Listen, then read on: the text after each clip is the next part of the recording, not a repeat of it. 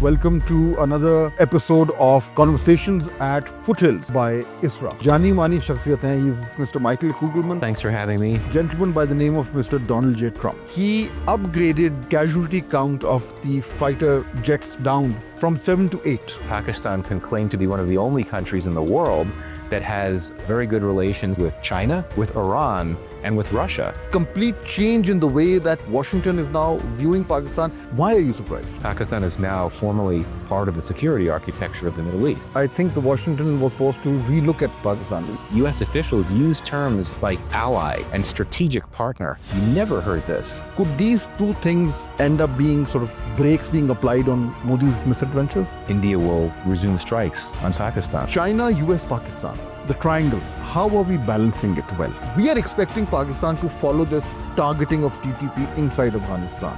What could happen in your opinion?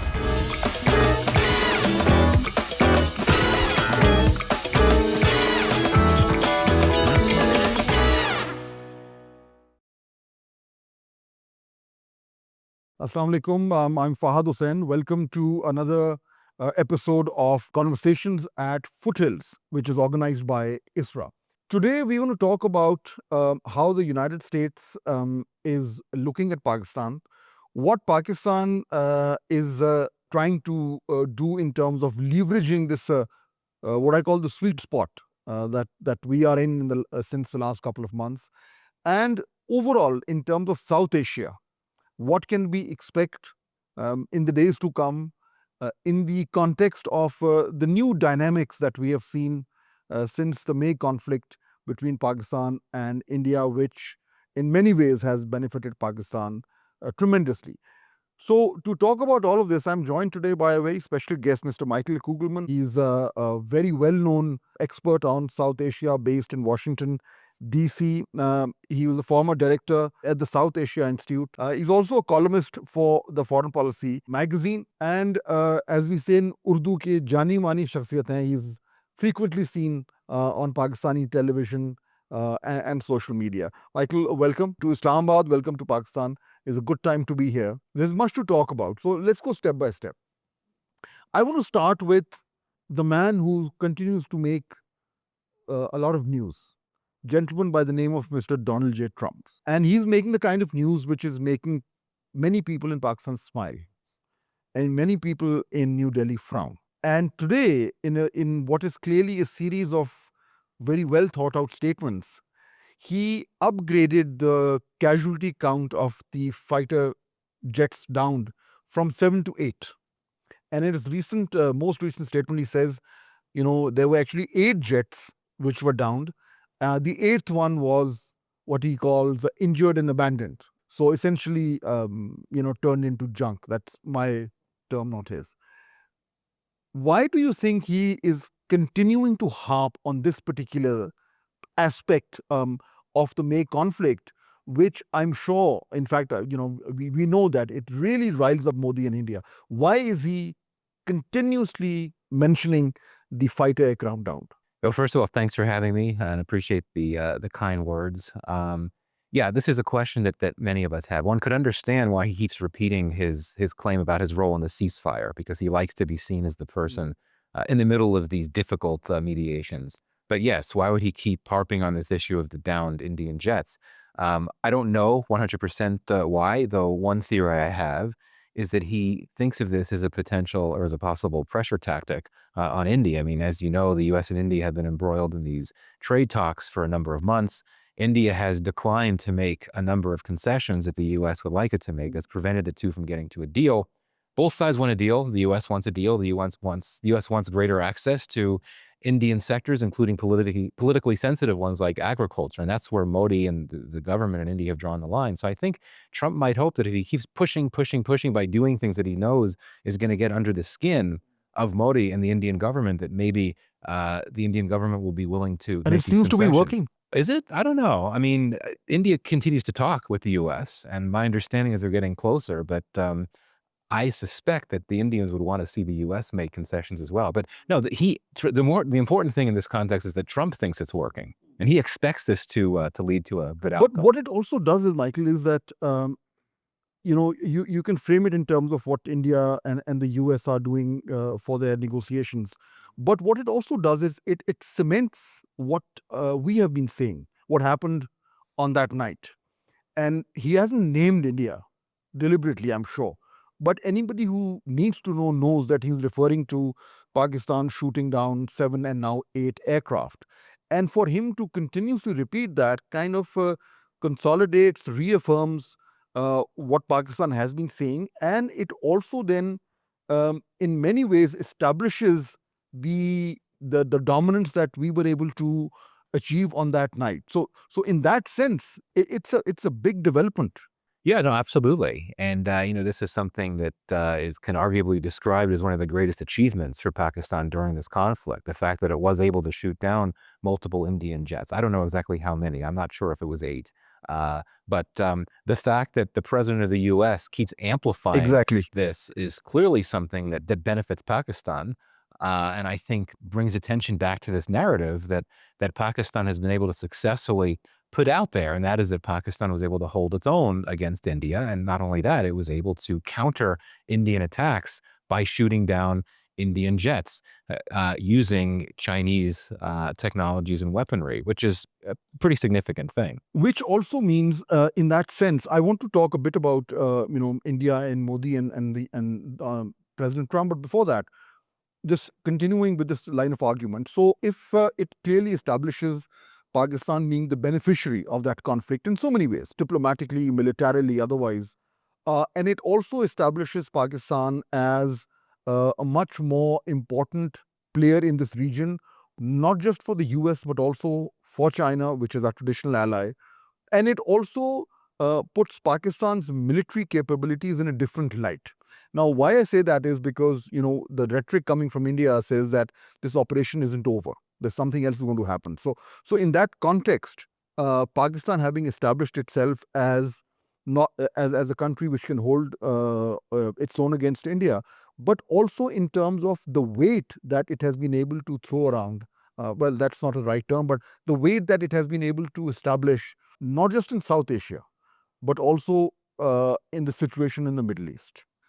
Is that connected? And is that all a byproduct of what happened in May? I would say that Pakistan is in a good place geopolitically now. And what I've been saying in my writings recently is that it's enjoying its geopolitical moment in the sun, in the sense that a number of things have happened in international relations that have benefited Pakistan. And you have to start with the May conflict with India.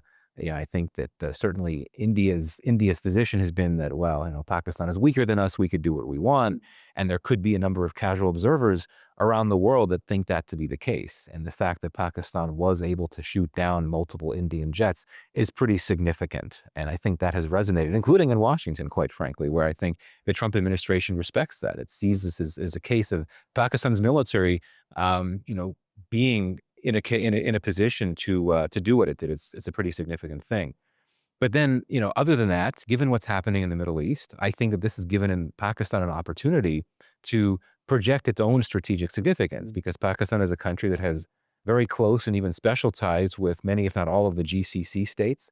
And I'd go further than that Pakistan can claim to be one of the only countries in the world that has very good relations to varying degrees with China, with Iran, and with Russia. And from the perspective of the US and other countries in the West, these are significant countries, given what's happening with those countries now. And then, then you get the mutual defense pact between Pakistan and Saudi Arabia. Pakistan is now formally part of the security architecture of the Middle East. So I think that this is all combined for sure. I mean, I would argue that the conflict with India, that stands out just because that's particularly important from Pakistan's perspective, what it was able to do. But in the broader context of what's happening in the world, I think Islamabad really is a beneficiary. It's been advantaged by all of these things playing out. But I would say this: it could be momentary, right? Things change. It's a world in churn. Things could change quickly in ways that might come to disadvantage Pakistan. That is true. That is true. And we don't have to take things for granted. I completely agree with you. But as somebody who's been looking at this region for a long time, and sitting in Washington D.C., also having a finger on the pulse of different U.S. administrations, especially when it comes to South Asia. Now, The approach of the previous administration towards South Asia, towards Indian Pakistan, was completely different. Right. You mentioned Pakistan's relations with China and with Russia and with Saudi Arabia and the US now. Of all of these relations, nothing has fundamentally changed in terms of the reality on the ground except one event, which happened in May. Yes, with the US, there's been this warming up. But with China and with Russia and with Saudi Arabia and a number of other Gulf countries, Pakistan hasn't radically changed any of its positions. So, this view from Washington last year and this year, this sudden change, we know that the administration changed and the view changed. But for people like you and people who are experts in South Asia, whether in academia or think tanks or in governments, are they surprised by this complete change in the way that Washington is now viewing Pakistan? And if you are surprised, why are you surprised? Yeah, I mean, I can't speak for everyone else, but I am surprised, and I'm sure that many other analysts are, and for several reasons. One is that President Trump and many other senior officials in this administration, Marco Rubio, among others, have historically been harsh critics of Pakistan, right? And we all remember what President Trump did and said early in his first term, the infamous New Year's Day tweet, and then cutting security assistance. Um, there was no reason to think that, you know, things would be any different compared to what the Biden administration did. Biden and Trump both, I mean, Trump was the one that set in motion the process to get out of Afghanistan. Biden completed the withdrawal. And, one would have expected both men to think that after the US has left Afghanistan, what reason is there to engage with Pakistan? Because for so long, I think this is a bad thing. Multiple administrations representing Democratic and Republican parties had tended to view the relationship with Pakistan through the lens of Afghanistan. And so with the US no longer in Afghanistan, what's left, so to speak? So, there's a strong expectation that the relationship would be modest, that there wouldn't be much to it, maybe a bit of focus on counterterrorism issues, but nothing beyond that. So here we are suddenly now where, you're having this strong interest that in Pakistan that goes well beyond security, commercial opportunities, critical minerals, crypto, energy, and all of that. And not only that, but you're hearing US officials use terms like ally and strategic partner. You never heard this, or I wouldn't say never, you rarely heard this in the Biden administration, the first Trump administration, the George W. Bush administration. You did hear those types of things. And there was, of course, a new post 9/11 counterterrorism alliance forged between the US and Pakistan. But that was more than 20 years ago. So it's very surprising. And, I think that several things have happened that have prompted this major shift. One is that the Trump administration is just very unconventional, right? It does things very differently. And its entire, or nearly its entire approach to foreign policy is framed through a commercial lens. It's looking for commercial opportunities, business opportunities. And I think the Pakistani side has successfully pitched itself to the administration as a good partner to help the US pursue these commercial But that's opportunities not to the succeed primary around the driver world. of this, right? The primary Oh, no, driver is no. what happened in May. And that's when I think the Washington was forced to relook at Pakistan. Well, that's part of it, yeah, and I alluded to that before, but I think you have to go back very in the early weeks of the second Trump administration when Trump gave his first joint address to Congress, and you remember what he did. He thanked Pakistan for helping apprehend an Islamic State Khorasan terrorist. I think that the Trump administration was very impressed, for lack of a better term, with Pakistan's willingness and ability to partner with the US in that joint operation to get that ISK terrorist. That then prompted him to thank Pakistan. I think that's where you have to look. That's where the shift began. And of course, very different from what you had with Trump 1, when he didn't really have any interest, at least initially, partnering with Pakistan on security issues. He cut most security aid. But I think that was another point as well. The final, driver for this change is the strategic environment. And I mentioned this earlier. Given everything happening in the Middle East, I think that the president, he recognizes that Pakistan, because of its geographic proximity to the Middle East and the relations it has with key players, GCC and also Iran, can be helpful in that sense. So I think there's a variety of drivers here. So I understand that the way that we look at situation from here would be different from how you're looking at it in Washington, and that's the natural thing.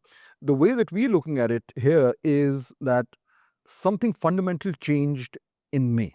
Granted that this is not a strategic shift, it could be a momentary thing, but to recognize that something happened, based on which we are looking at ourselves differently, and the world is looking at ourselves differently. The Indians are looking at themselves differently.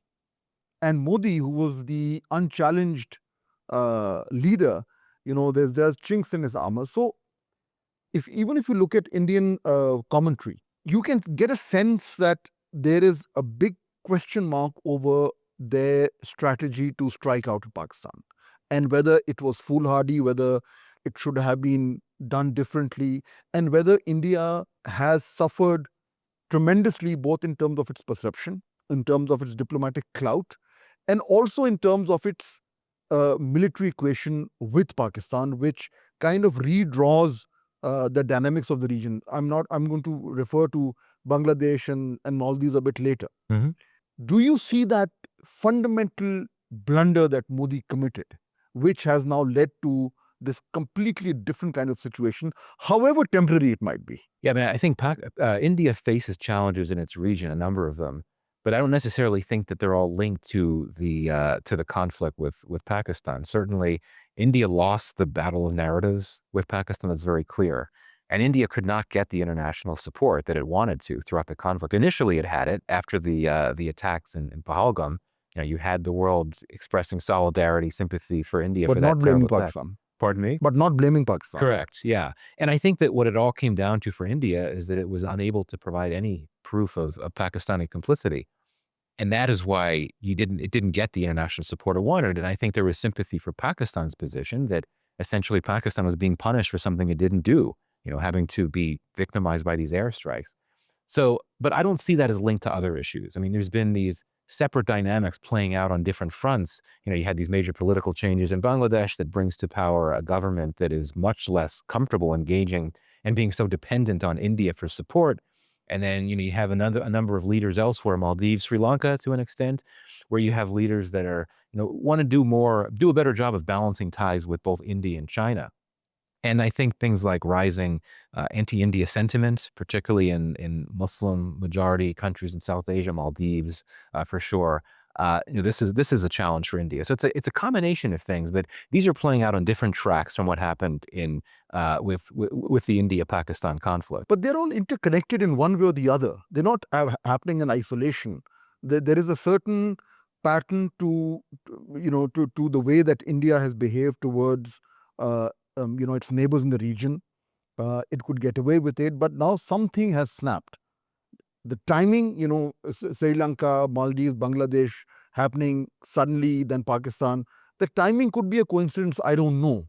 But the fact that all of this has happened doesn't come as a surprise, does it? I mean, these things that happened in these other countries you mentioned preceded the India-Pakistan conflict, right? I mean, you had these elections in Maldives and Sri Lanka, significant numbers of months before May 2025, and then you had the situation in Bangladesh, which was last year. So yeah, I think in that sense the timing is coincidental.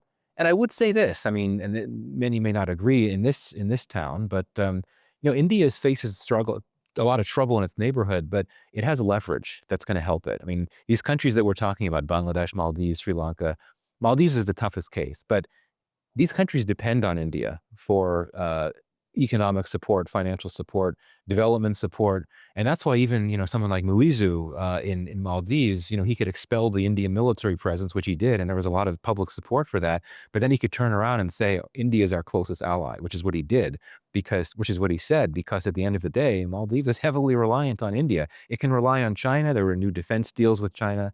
But at the same time, it needs certain levels of support. Its economy is very troubled. But it's not a sweet spot for India. What's that? It's not a sweet spot for India. Correct. Yeah. Do you think they realize there is a realization, and if it is not, they've clearly done something wrong? Well, I mean, I think that there is this perception in the neighborhood that extends far beyond Pakistan that India is not a friendly neighbor. Not in terms of being hostile, but it's arrogant, it's meddlesome. And I think this comes down to a fundamental fact about the region is that there's an asymmetry between India and the rest of the region. India is by far the largest country, the most populous, and its military clout, its global economic clout, it dwarfs what you have elsewhere. Not to say we haven't seen success stories with Bangladesh, with Pakistan, and so on. And I think that asymmetry has driven these perceptions of India. But there's things that India has done as well. I mean, you go to a country like Nepal, for example, where I was not too long ago. Nepal's caught in the middle of this India-China competition. And I would argue, though, that public sentiment there toward India might be, a bit more, I don't want to say negative, but critical. Whether you talk about the India's blockade, that trade blockade some time ago, this sense that it's just India is not as friendly of a neighbor as it should be, particularly given its size and its strength. Something that we've known for a long time. Of course. So I was going to say, but this does extend beyond Pakistan. But I want to move on from India also. But finally, one thing that it figures a lot in our conversations here, also in terms of how we view India, how we cover India, and how we see other countries in the West covering India. And I would like you to give me a perspective on that. For example, two things. One is, and both are relevant to the conversation that we're having right now. One is the role of minorities in India. Now we know the way that BJP government it approaches minorities, especially Muslims.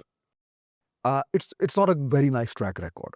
Here's the difference that we feel here. Pakistan's bad track record in terms of treating its minorities gets highlighted a lot. We get flack for it.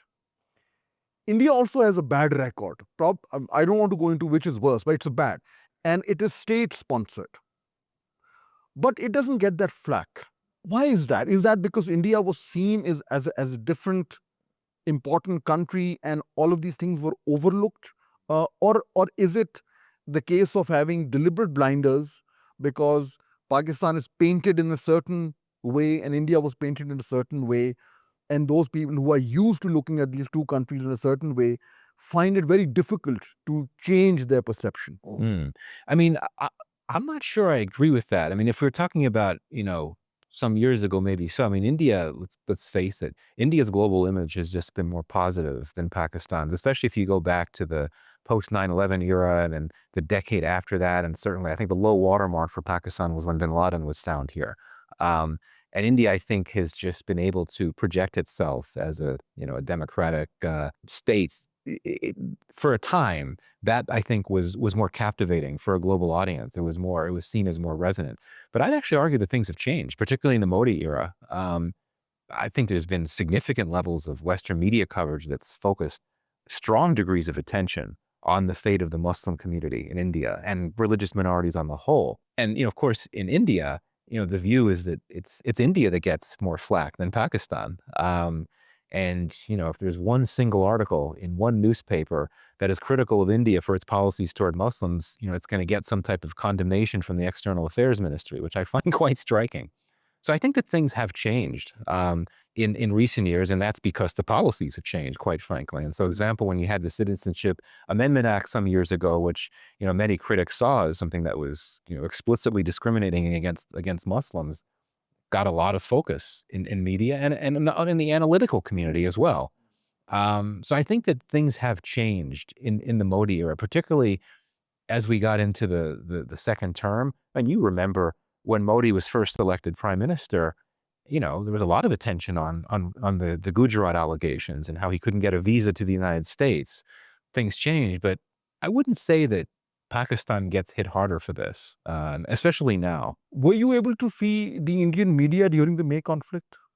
How they were projecting The disinformation? the disinformation, the misinformation. Now, here's why I'm asking you that. Our media, and I've worked in it for a very long time, is far from perfect. We work under tremendous pressures. We have over the last so many decades.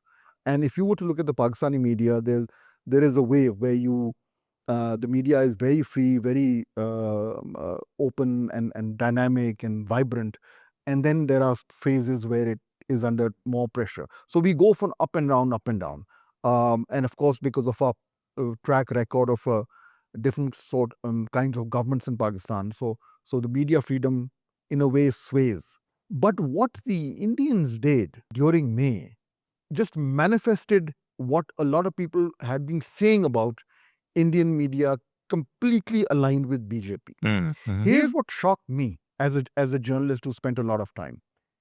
There are some excellent journalists in India, really very good. But when I saw them allowing themselves to be used the way that they were, that kind of shocked me. And I'll tell you why. Because in our cases, I will refer to the pressures that we work in. And there is always a choice between withholding the truth or lying. So if I were under tremendous pressure not to say something, I would go quiet. I wouldn't lie. And that, for as a journalist, that's what shocked me about how the Indians did that. Was that registered in capitals like DC? Oh, absolutely. Yeah. I mean, the disinformation was completely out of control and unbelievable and inexcusable. And this was absolutely noticed. I mean, it was viewed as a a factor in the escalations, or as a potential factor in the escalation of the conflict, given how dangerous it was. So absolutely, this got a lot of attention. And certainly there's a recognition of the fact that in India, so many of the big private media networks have been co-opted by the government, by the ruling party, and sometimes their business interest, right? I mean, you have for instance, Adani and others Ambani, who have stakes in private media networks, and these folks are close to the government as well. This has long been known for sure. And yeah, I think that there's been disinformation in each of these last three India-Pakistan crises, but each time it's been so much more visible on the Indian side. I'm not saying there was no disinformation from the Pakistan side in this case. I'd be happy to cite some examples, but it was so much louder and egregious and dangerous from the Indian side. And I think you asked the question of why so many credible journalists buy into this and project this. I don't have an answer. I really don't. I do think that one has to look at what precipitated this. I mean, the terrorist attack, um, one that really hit particularly hard in India because of what it entailed, right? Attack on civilians. It was clearly religious, targeted Hindus, that type of thing. Maybe that set a certain mood, but I can't speak for journalists in India. I wouldn't want to. I also have a great respect for many journalists there that I think do great work, but it's inexcusable at such a tense, dangerous moment to be propagating information that's clearly not true. And what is even more dangerous is the fact that I don't see a lot of self-reflection there. Mhm. In Pakistan, Pakistan has become a polarized country in many ways. Our politics is polarized. Wow. Our national discourse is polarized. Our media is polarized. There are so many downsides of that polarization. One upside is that when one side does something stupid, the other side, goes after them. So you Wow. hear a lot of criticism, and as a result of that, there is this perhaps inadvertent process of self-reflection. Yes. I don't see that happening in India. It's become insular. It's become like a single narrative kind of a society, which is justifying the worst kind of things. And good luck to India for that. But that poses a serious danger to us, as we seen in May, and hence this real concern. Could there be a repeat from their side? When you begin to drink your own Kool-Aid, you begin to believe your own rhetoric, anything can happen. The brakes are released. Could something else happen again, you think? You mean a resumption of the conflict? Yes. Well, I mean, you look at the Modi doctrine, right? The speech he made after the ceasefire, and he said that any terrorist attack would be considered an act of war. And he said India won't distinguish between the terrorists and their sponsors. So, from India's perspective, that suggests if there happens to be any type of terrorist attack in India anywhere, um, that could suggest to me, I mean, based on what he said, that India will resume strikes on Pakistan. But do you think two key deterrents could come into play? A, how Pakistan responded, and the fact that we've said that we're going to go quid pro quo plus this time. Second, the international community's reaction last time around, and the way that Donald Trump is now looking at India, that support that they might have been expecting is not guaranteed. Could these two things end up being sort of brakes being applied on Modi's misadventures? Well, I hope so, because I really do not want to see another conflict, because I fear that the next one would be even more intense and dangerous than this most recent one. But I don't know. I mean, he announced a new doctrine, right? And if there's an attack and he decides that India should not carry out strikes here, that could be politically costly for him. And he's in a spot, I wouldn't say he's vulnerable politically, but he's still trying to shake that criticism that he's dealing with anti-incumbency issues after he didn't do as well as he was expected to in the general elections last year. I don't think the Trump factor would deter him. Honestly, I think the Trump factor could actually lead to worse outcomes. How's that? I don't think that India would view the US as a credible mediator, given everything that's happened with, with the president saying what he said. Now, side note, I don't see why India's government couldn't have just come out with a single statement where they would acknowledge that, the US role in helping end the conflict. That would have really helped. And I think that would have meant fewer statements from Trump about that. They didn't do that for whatever reason. I guess we could understand why. But anyway, I don't, India is very upset with the U.S. It's very unhappy about how Trump keeps repeating but the jets that were shot down, his role in the ceasefire, the heavy criticism of India as a dead economy or whatever was used, all that. And so I just think that it might be more difficult for the US to be an effective mediator. Now, there's plenty of third party actors that would get involved, the Gulf states and others as well. I don't know. So I wouldn't want to overstate that threat that could be posed by a US that's perceived by India not to be a credible mediator. But still, that would be a big change from the past when the US has been acceptable to India, even though I wouldn't want to publicly acknowledge that. So that's a concern as well. So bottom line is I don't necessarily see those factors that you mentioned being potential breaks on a decision on the part of India to resume the conflict. Well, we could go deeper into this military angle, but I need to cover a couple of other things also.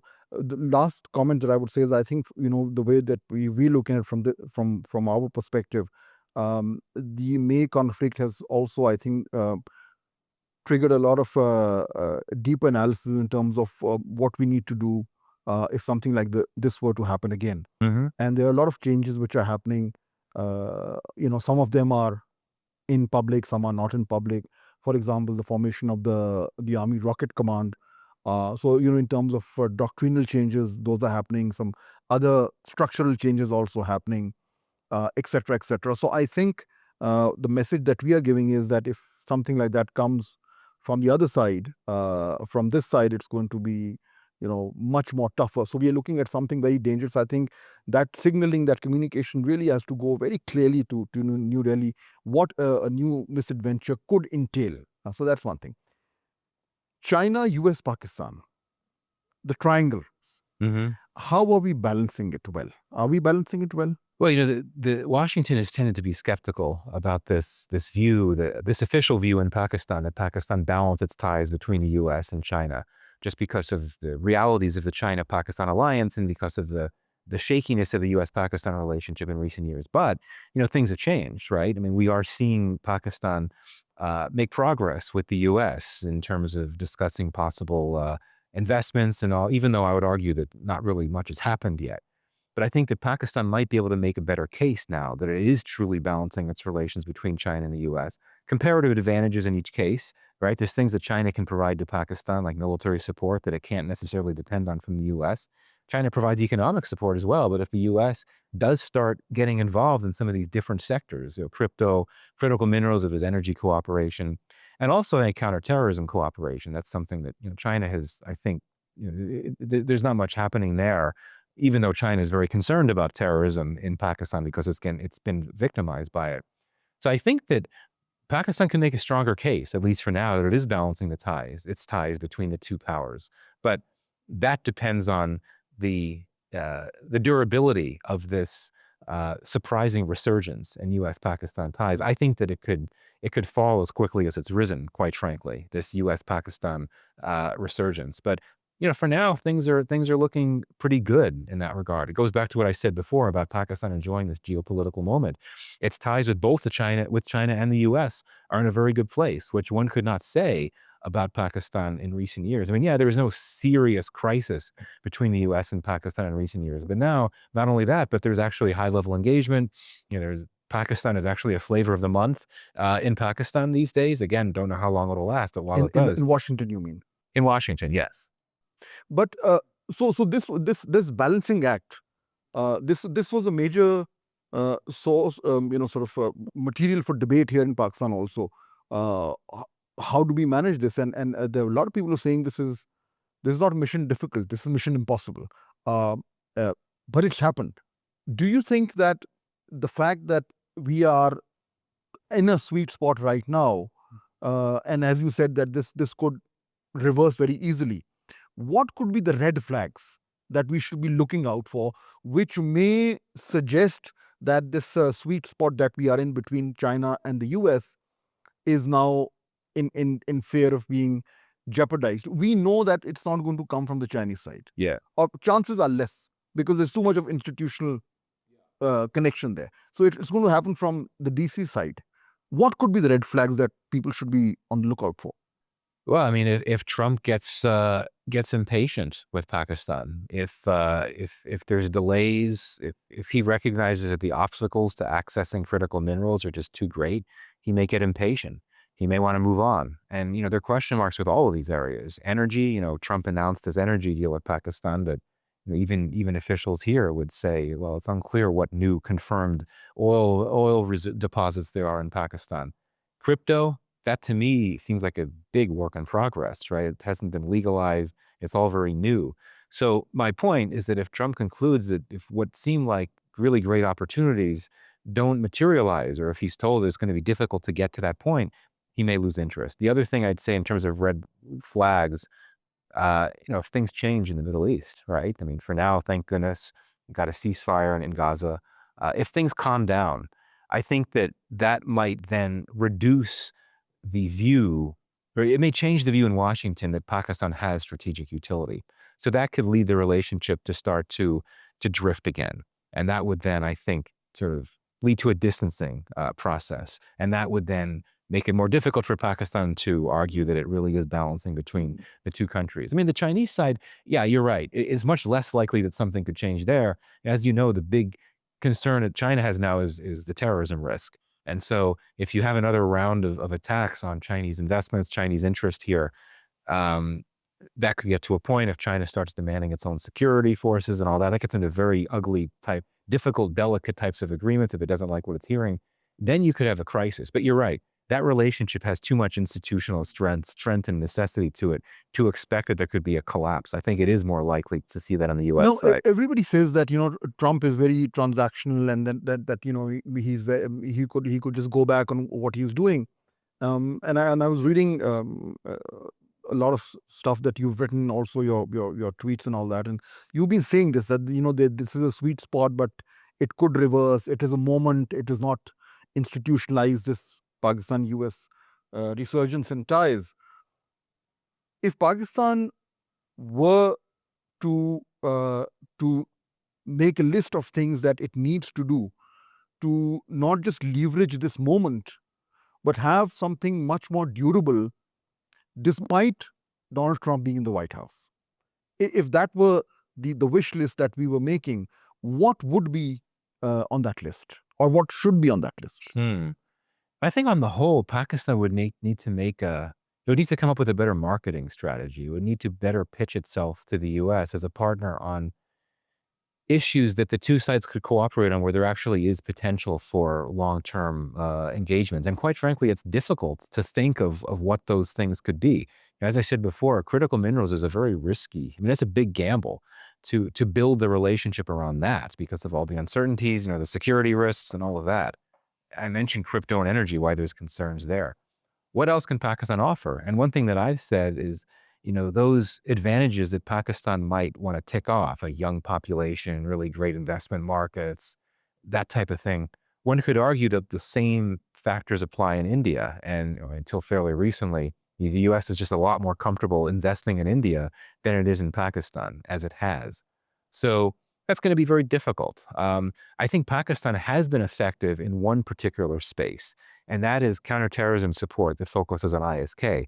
Of course, we could all agree that for Pakistan, when it comes to terrorism concerns, TTP and BLA are their biggest concerns, but there's a bit of a disconnect because the U.S. certainly sympathizes with, supports Pakistan's concerns and efforts to go after these groups. TTP and BLA are both designated by the U.S. government as foreign terrorist organizations, but those groups do not target the U.S. TTP used to be a threat to the U.S., but at least now things could change depending on how things play out with Afghanistan and Pakistan.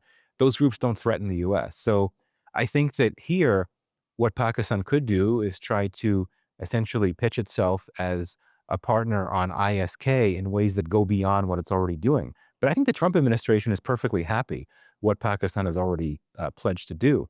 I don't think that the U.S. would be interested in resuming security assistance, material support to Pakistan to help it fight terrorism. It's happy to work with Pakistan on other aspects of counterterrorism cooperation.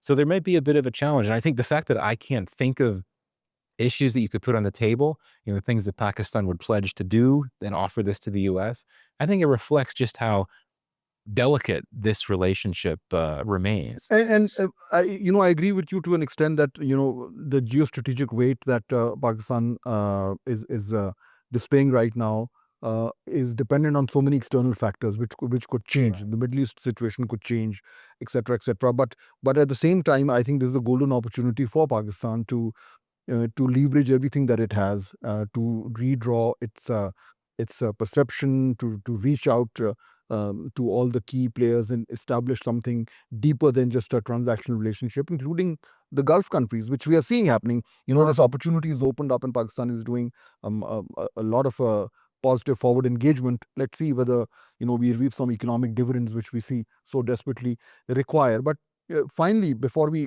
close today's conversation, you mentioned TTP. The talks are going on in Istanbul. Personally, my own view is that not much is going to come out of it.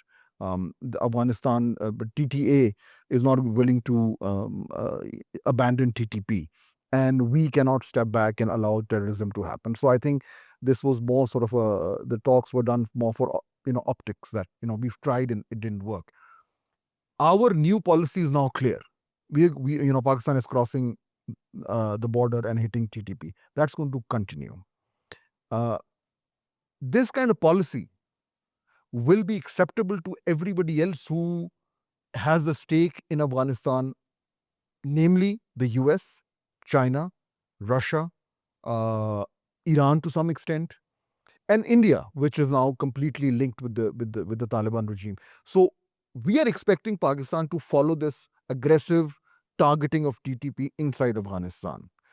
What could happen in your opinion? Yeah, I mean, you make an important point that Pakistan does have the support of some key actors, particularly Afghanistan's main neighbors, as well as China. China, of course, has been hit by TTP attacks previously, like Pakistan. So that, I think, could embolden Pakistan. However, yeah, major risks. And it depends on what level of kinetic response we see from Pakistan, right? If we're talking about some more cross-border strikes, okay, there could be retaliations. The Taliban could respond with by attacking Pakistani border posts, border troops. But what if Pakistan intensifies its campaign, right? What if it carries out more strikes in Kabul? What if it carries out more strikes well beyond the border? I think that raises the risk for Pakistan that you can have much more serious and dangerous types of retaliations. I mean, you heard the Taliban's warning that if Pakistan hits Afghanistan again, that, Islamabad will be hit. Now, in You're not reality, taking that too seriously, no, no, though. no, no. The Taliban does not have the capacity to carry out strikes in Islamabad, but the Taliban has the capacity to mobilize militants, whether TTP or others. As you know, TTP attacks have been restricted largely to Baluchistan and KPK, largely targeting police and security forces, which is a horrible thing. I mean, the death tolls have been terrible. But if these Pakistani strikes, I'm just being very, of course, this is speculation. You asked me to talk about what could happen. If Pakistan intensifies these strikes far into Afghanistan, I think the worst case scenario for Pakistan is that you could have the Taliban inspiring and emboldening and mobilizing militants to expand their campaigns in Pakistan, including the possibility of carrying out attacks here, elsewhere in Pakistan, and also potentially targeting civilians. But then what other choice do we have? This is the problem. You're right. Pakistan is in a major conundrum right now. If it does nothing, Regime change. I can't. Well, again, I don't want to speculate. I'm not sure if Pakistan would actually want to go that far. If you want to talk about other possibilities, there's the possibility of trying to provide backing to what few armed anti-Taliban groups there are. They're pretty weak these days. Leadership decapitations, all of that would fall short of actual regime change. I just don't know. I can't imagine I Pakistan mean, going that the only option that we do not have is to allow the status quo to persist. That right. can happen. This is the problem So too. Yeah, clearly, something has you to have come to in. pick a choice, and every choice has a downside. That is true. But anyways, I think it's this region is now there's so much happening for everybody, including yourself, who watches this region so closely. Hopefully, we should be expecting a bestseller book from your end at some point very soon. I think you'll come out with a book before I do. So yeah. Yeah, I think we should race to that. Yes. But thank you very much for today's conversation. It was I learned a lot. It's good to have you in Islamabad, in Pakistan, and I'm sure that when you go back from here, you'll take back with you a lot of interesting perspectives, which is going to enrich your writings even more. So thank you again. Well, thank you. I appreciate it.